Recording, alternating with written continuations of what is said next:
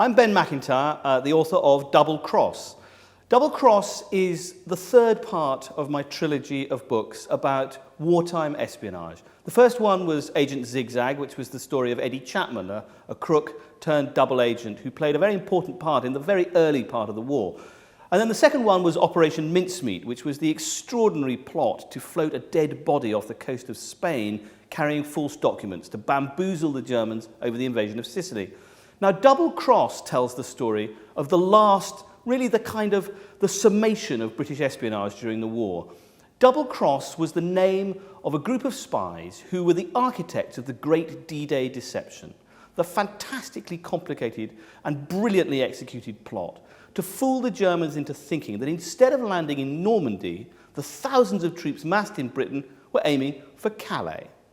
The Double Cross team was, without question, the most extraordinary unit assembled during the Second World War.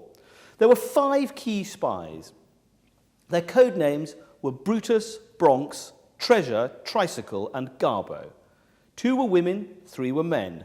They included in their number a dodgy Serbian playboy called Dusko Popov, a hysterical Frenchwoman who was so obsessed by her dog that she very nearly derailed the entire operation, a wonderful bisexual Peruvian playgirl called Elvira Concepcion de la Fuente Chaudoir, who was given the code name Bronx, which was the name of a particularly potent cocktail.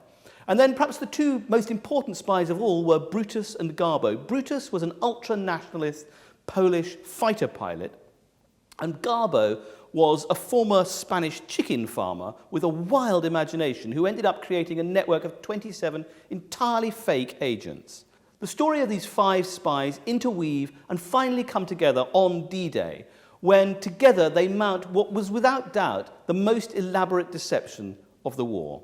The task of these 5 oddballs was, under MI5's guidance, to feed the Germans such a plethora of misinformation that they would believe the attack was coming in Calais. Their story would have been impossible to tell, and indeed the spies themselves never expected their stories to be told. But very recently, MI5 has begun to release the entire archive of the Double Cross system, and it makes for an extraordinary story. Eisenhower had said to the deceivers, "Keep the 15th Army, the mighty 15th Army around Calais, out of my hair for 24 hours. In fact, the 5 D-Day spies succeeded in doing far more than that. They managed to bottle up huge numbers of German forces away from the main battlefield for weeks after D-Day. It was an astounding success. Even Kim Philby, who was then working in MI6, described it as the most successful deception operation of all time."